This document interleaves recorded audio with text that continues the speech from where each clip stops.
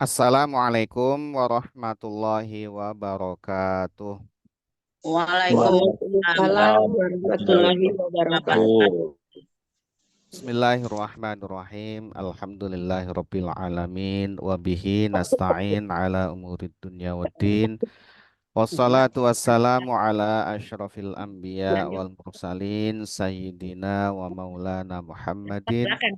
wa ala alihi wa ashabihi ajma'in wa la hawla wa la quwwata illa Nyetir. billahil aliyyil azim.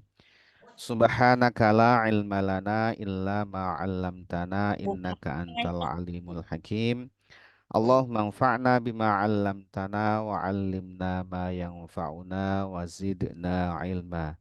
Amin ya rabbal alamin. Bapak Ibu hadirin wal hadirat rahimakumullah. Alhamdulillah puji syukur kita panjatkan kehadirat Allah Subhanahu wa taala atas segala nikmatnya. Salawat dan salam semoga senantiasa terlimpahkan kepada junjungan kita Nabi besar Muhammad Sallallahu Alaihi Wasallam, kepada keluarganya, sahabat-sahabatnya, dan para pengikutnya yang senantiasa mengikuti sunnah-sunnahnya sampai hari kiamat. Semoga kita semua, keluarga kita, anak keturunan kita digolongkan sebagai umat Nabi Muhammad Sallallahu Alaihi Wasallam dan nantinya akan mendapatkan syafaatul uzmah dari beliau. Amin ya Rabbal Alamin. Bapak Ibu hadirin wal hadirat rahimakumullah. Alhamdulillah malam hari ini kita diperkenankan oleh Allah Subhanahu wa taala untuk kembali melanjutkan kajian Al-Qur'an kita, kajian Al-Qur'an perkata kita. Insya Allah malam hari ini kita akan mengkaji mulai dari suratul Baqarah ayat yang ke-115.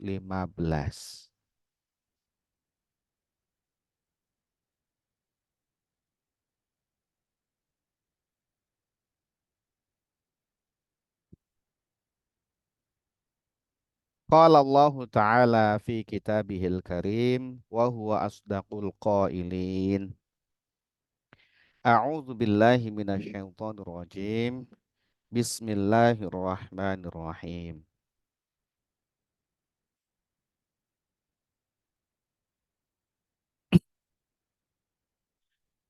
Walillahil masyriq wal maghrib fa aynama tuwallu fasamma wajhullah.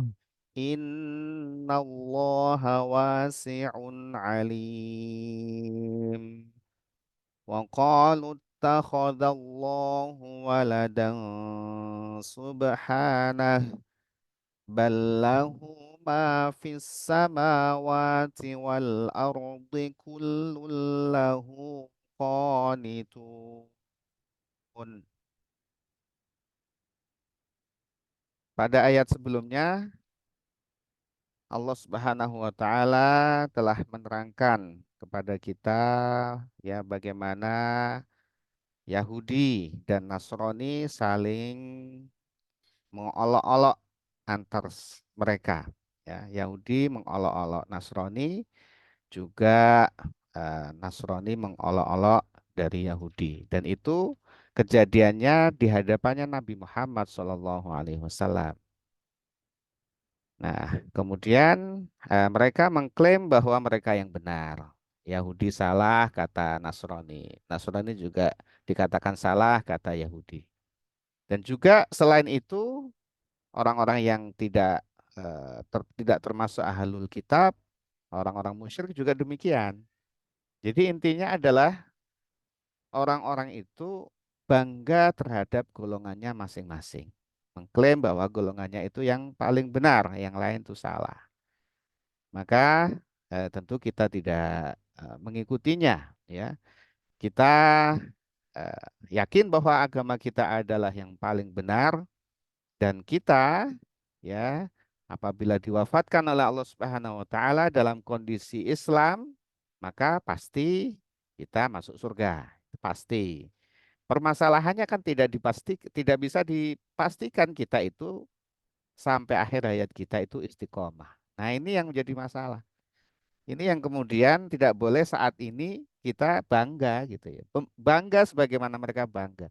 Karena tidak tahu kita berapa nasib yang akan datang, kita tidak tahu. Adakah kita tetap Islam, istiqomah atau tidak? Tidak ada. Disebutkan dalam hadis Nabi, seorang itu beramal sebagaimana amalnya ahlul jannah, sampai dia dengan surga itu tinggal sedepa, tapi karena sudah tertakdirkan, ya sudah tertulis nasibnya dia sebagai ahlun nar, maka kurang sejengkal saja lo nggak jadi masuk surga gitu. Ya, padahal kurang sejengkal dia dengan surga itu. Jadi makanya dari itu kita terus berharap kepada Allah Subhanahu wa taala agar kita diselamatkan dunia dan akhirat. Jadi seperti itu telah dijelaskan oleh Allah Subhanahu wa taala.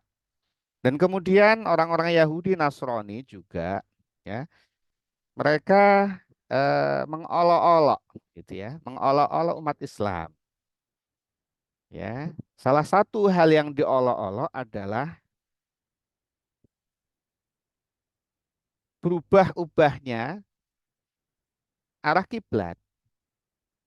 Jadi ketika Nabi Muhammad SAW dan para sahabat di Mekah sebelum hijrah ke Madinah, mereka ya beribadah atau sholatnya itu menghadap ke arah kiblat, ke arah Ka'bah, kiblatnya ke Ka'bah. Nah, begitu Rasulullah dan sahabat hijrah ke Madinah, kemudian Allah perintahkan untuk menghadap ke Baitul Maqdis, ke Palestina, ya. Bukan ke Mekah, ke Ka'bah, bukan ke Ka'bah, tapi ke Baitul Maqdis. Maka kemudian ya hijrah ke Madinah, dan di Madinah itu ada orang-orang Yahudi ahlul kitab, ya tentu mereka mengunggulkan Baitul Maqdis daripada Ka'bah Baitullah. Sehingga mereka bangga, ya mereka bangga umat Islam sholatnya menghadap ke Baitul Maqdis, tidak ke Mekah Baitullah. Hal ini ya membuat Nabi Muhammad SAW mengharap kepada Allah. Beliau cinta kepada Mekah, ya. Tapi karena perintah Allah Subhanahu wa taala menghadap ke Baitul Maqdis, beliau tetap menghadap ke Baitul Maqdis dalam sholatnya, tapi meminta kepada Allah agar kiblatnya itu ke Ka'bah, ke Mekah.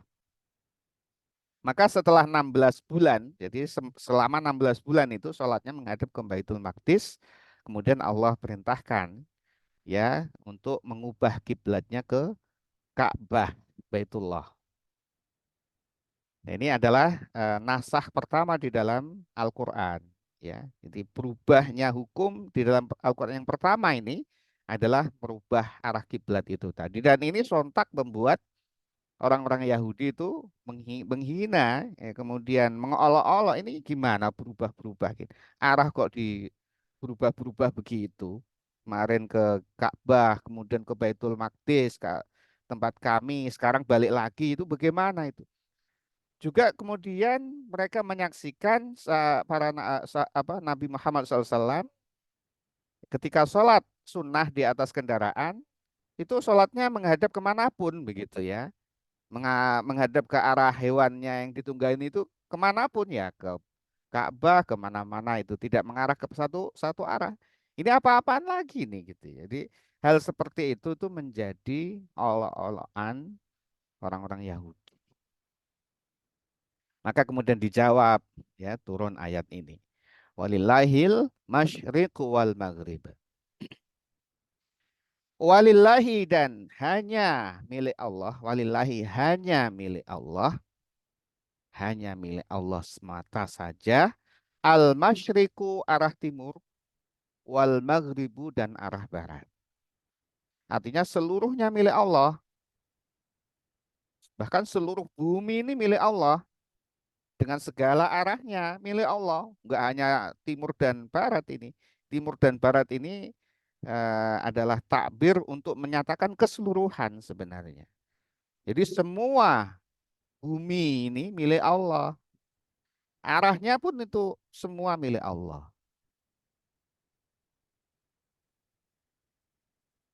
Dan Allah memilikinya, menciptakannya, ya, menguasainya, mengaturnya itu Allah. Jadi segala apa yang di langit dan di bumi ini adalah yang menciptakan Allah, yang memilikinya juga Allah, mengaturnya juga Allah, apapun kehendak Allah, ya terserah Allah. Allah kehendak A, B, C terhadap ciptaannya, terhadap yang dimilikinya itu terserah Allah, ya gitu. Maka ketetapan Allah ketika merubah arah kiblat itu ya terserah Allah, Allah yang menentukan.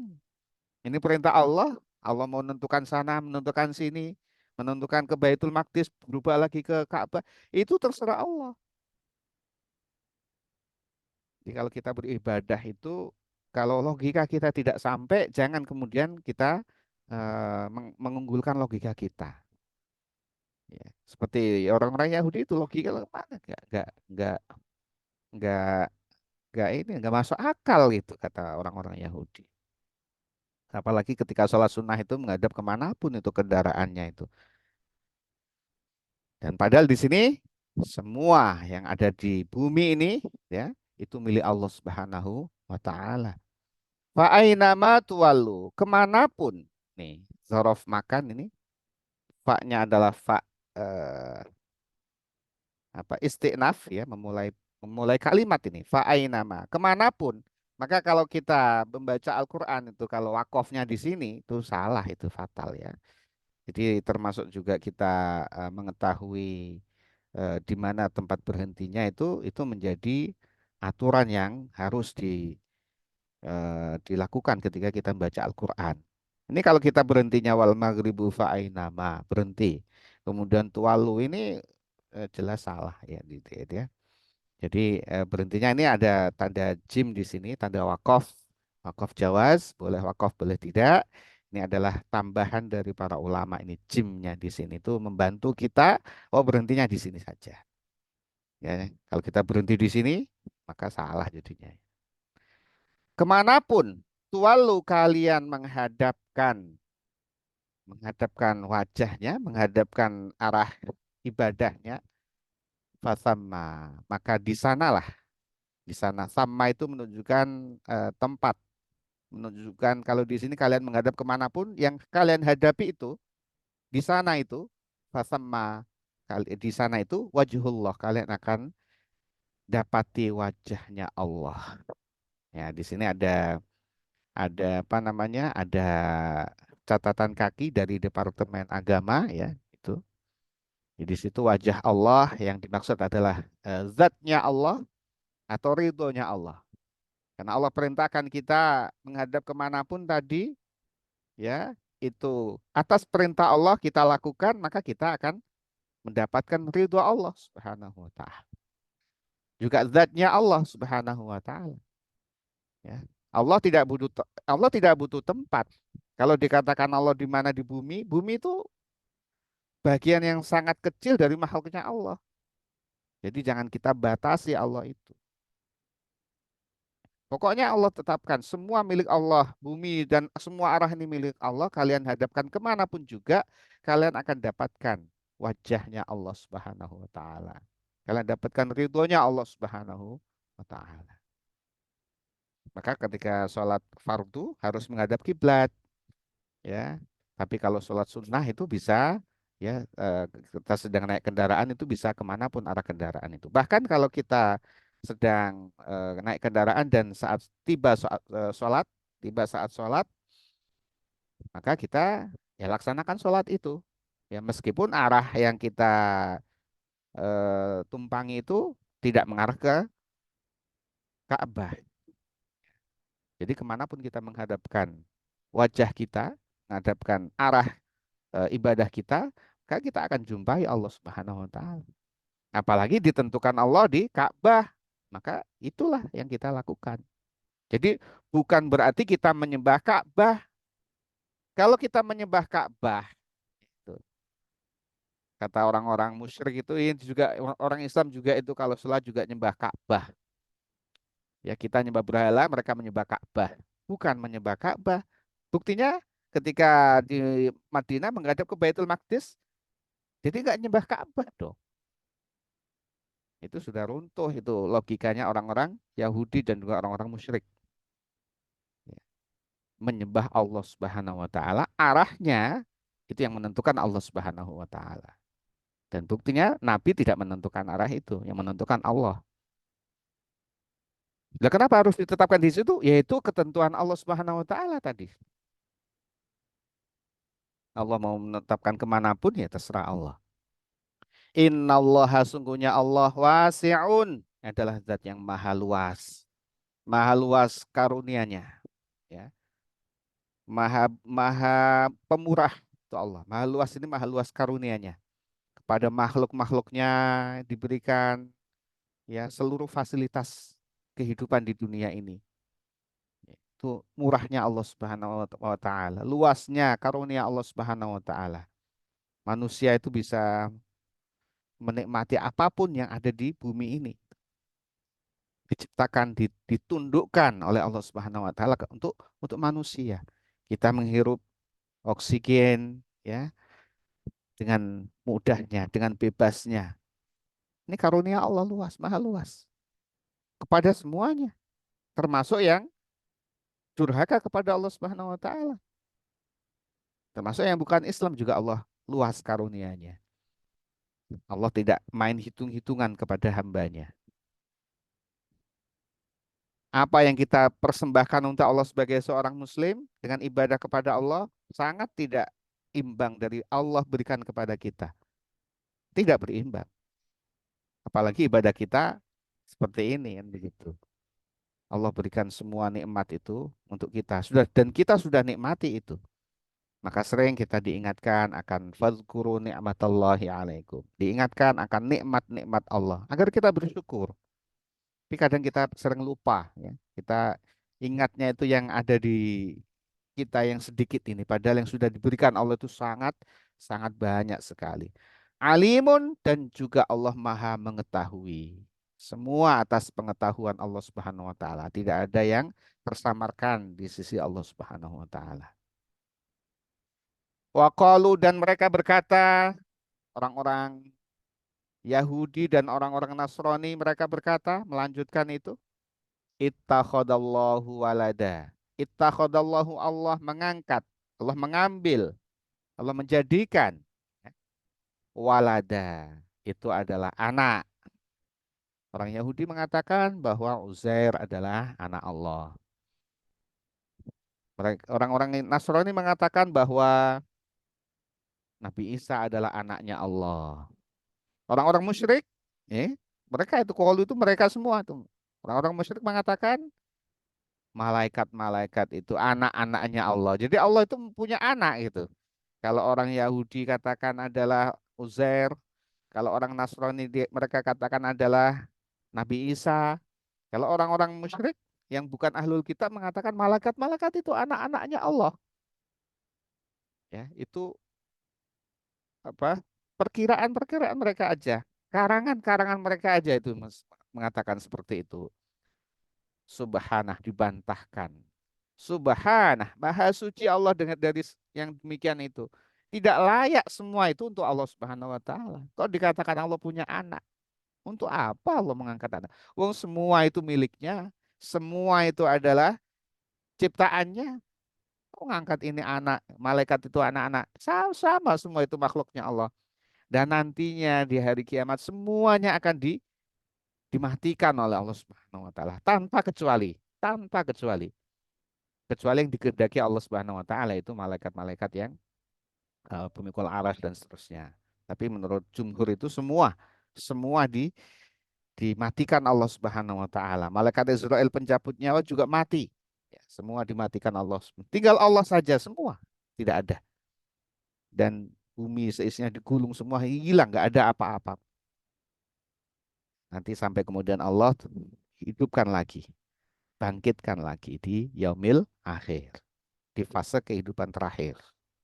Semua akan eh, dimatikan Allah Subhanahu wa taala. Ya Allah tidak mengangkat anak.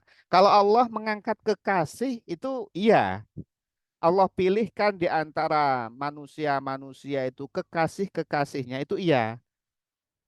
kekasih-kekasihnya. Dan yang paling dikasih tentu adalah Nabi Muhammad SAW. Paling dikasih oleh Allah, paling dikasihi oleh Allah Subhanahu Wa Taala. Kok Nabi Muhammad sih? Ya terserah Allah, wong Allah yang punya. Wong kita punya apa saja, kita punya yang kita miliki, yang terserah kita mau kita apakan. Kita punya sepeda aja kita mau apakan terserah kita. Ya orang nggak nggak akan turut campur kita mau apakan sepeda itu. Kita otaki, kita pasang ini, pasang itu terserah kita, wong kita punya. Demikian pula Allah Subhanahu wa taala. Punya semuanya ini kepunyaan Allah. Untuk apa Allah angkat anak ini, anak itu enggak perlu bagi Allah. Itu maha suci Allah. Allah maha suci dari yang demikian itu. Tidak layak hal tersebut untuk Allah Subhanahu wa taala. Nabi Muhammad tuh tidak ada itu anak. Ini kita apa eh, Muslim tidak pernah ya berkeyakinan bahwa Nabi Muhammad itu anaknya Allah, tidak pernah. Nabi Muhammad adalah hambanya Allah, utusannya Allah. Itu yang kita yakini. Tidak seperti mereka itu yang ini anaknya Allah, ini anaknya Allah itu. Semuanya itu sesat.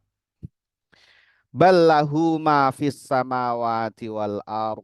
Bal bahkan ini idrob ya, jadi membalik ya. Bukan ya seperti itu ya.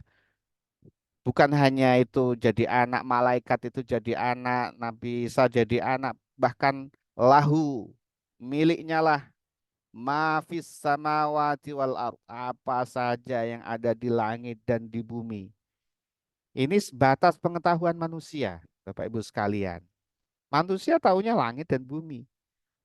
Padahal di sana bentangan itu makhluk ciptaan Allah itu di luar pengetahuan kita. Wallahu alam, Allah yang maha tahu. Yang kita tahu ya langit dan bumi, sehingga semua yang ada di langit dan bumi itu batas pengetahuan kita. Dan di luar pengetahuan kita itu Allah mengetahui. Sebatas pengetahuan kita saja yang sudah ditunjukkan oleh para ilmuwan, itu kita tidak ada apa-apanya sebatas pengetahuan itu. Tidak ada apa-apanya. Begitu diangkat terus itu bumi diangkat terus sampai ke galaksi udah nggak ada itunya, nggak ada wujudnya. Butir debu aja nggak ada. Tapi kita merasa besar di sini. Semua ini milik Allah Subhanahu wa taala. Dan di sini ada rahasia bahasa di dalam Al-Qur'an. Kayak kalau kita Al-Qur'an itu tidak hanya kemudian teks dan kemudian diartikan begitu aja. Ada rahasia bahasa di sini. Memilih kata ma. Di sini ada kulun, ada konitun. Ini ada rahasianya. Ya, ya. Ini keindahan Al-Quran. Ya. Ini manusia sulit menandingi seperti ini.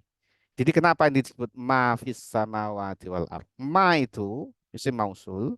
Ma itu untuk perkara-perkara mubham yang ghairu akil, yang tidak punya akal. Ya, benda-benda mati itu ma. Semua benda mati itu ma. Tetapi yang dimaksud ma di sini itu semuanya, termasuk manusia, termasuk hewan, termasuk semuanya. Termasuk juga ciptaannya Allah di luar sana itu, malaikat, jin dan semuanya itu ma masuk di sini.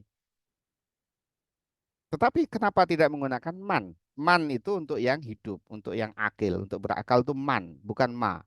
Ma ada man. Kenapa Allah tidak menggunakan man di sini? Itu dibedah para ulama. Ini ma, ya, semua yang ada di langit dan bumi termasuk kita, tetapi menggunakan ma karena yang ghairu akil lebih banyak daripada yang akil.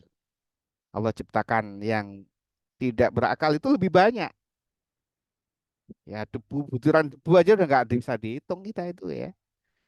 Manusia itu terhitung finite, finite manusia itu. Tapi makhluk Allah itu infinite yang lain banyak. Angin itu infinite ya. Laut, air itu saja sudah nggak bisa kita. Yang sangat besar, sangat banyak itu jumlah populasinya lebih banyak. Maka karena jumlah populasinya yang ghairu akil itu lebih banyak ya daripada yang akil, maka di sini menggunakan ma gitu ya. Ma itu mencakup berarti semuanya. Jadi populasi mayoritas di situ dan kita ada di dalamnya di sini. Kita juga masuk di sini.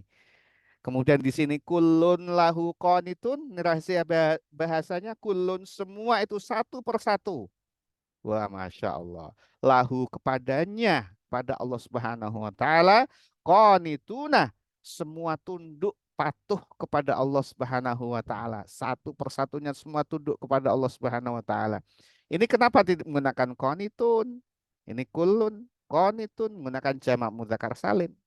Padahal jamak mudzakkar salim itu suatu yang akil, ya diarahkan kepada yang akil. Jadi semua tunduk kepada Allah Subhanahu wa taala, baik yang akil, yang berakal maupun yang tidak berakal, benda hidup maupun benda mati semua tunduk kepada ketentuannya Allah Subhanahu wa taala. Nah, kalau benda mati udah nggak ada pilihan. Allah putarkan bumi mengelilingi matahari itu nggak ada pilihan dia. Nggak bisa milih itu. Ya, Allah ciptakan batu-batu gunung nggak ada pilihan mereka. Nggak ada pilihan. Mereka pasti ikut ketentuan Allah dan semua pasti ikut ketentuan Allah Subhanahu wa taala. Yang manusia contoh kecilnya itu akil, itu pak tunduk kepada ketentuannya Allah. Manusia itu nggak bisa. Kemudian saya memastikan saya besok ke rumah kamu nggak bisa.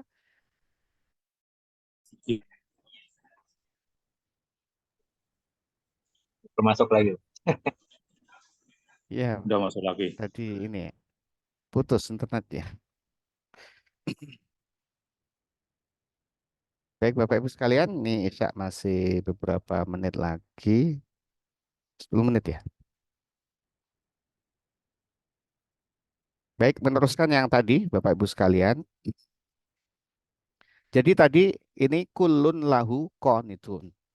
Kulun semuanya, setiap satu persatu lahu kepadanya Allah Subhanahu wa taala, kepada Allah Subhanahu wa taala qanituna, tunduk patuh, tidak bisa mengelak. Siapapun juga tidak bisa mengelak atas ketentuan Allah Subhanahu wa taala. Kalau benda mati sudah jelas tidak ada pilihan. Ya, batu dan segala macam tadi itu bumi mengitari planet-planet, mengitari matahari, matahari sendiri juga tidak ada pilihan dia. Ya. Nah, kalau makhluk hidup, manusia yang punya akal yang cerdas gitu, bisa memilih, tetapi dia tidak bisa menolak ketentuan Allah Subhanahu wa taala. Dia pasti ikut ketentuannya Allah Subhanahu wa taala. Maunya manusia kan sehat. Maunya manusia itu kan selamat, jalan selamat, ya, kaya raya, maunya kan begitu semua. Tetapi ya kita tidak bisa mengelak ketentuan Allah Subhanahu wa taala. Wong kita dilahirkan dari ibunda siapa saja kita nggak tahu. Tahu-tahu lahir dari ibunda. Kalau mau milih, ya milih yang dilahirkan dari presiden atau raja kan begitu.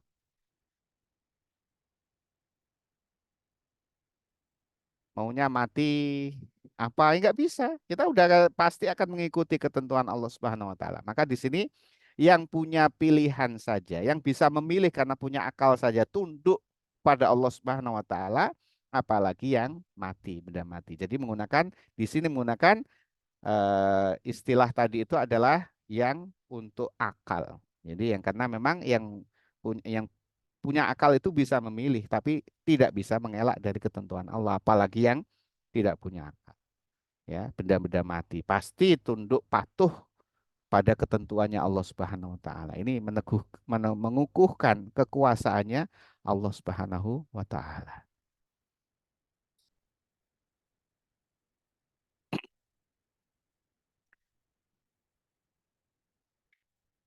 Bapak Ibu sekalian yang dirahmati Allah Subhanahu wa taala, ini satu ayat lagi mungkin bisa ya.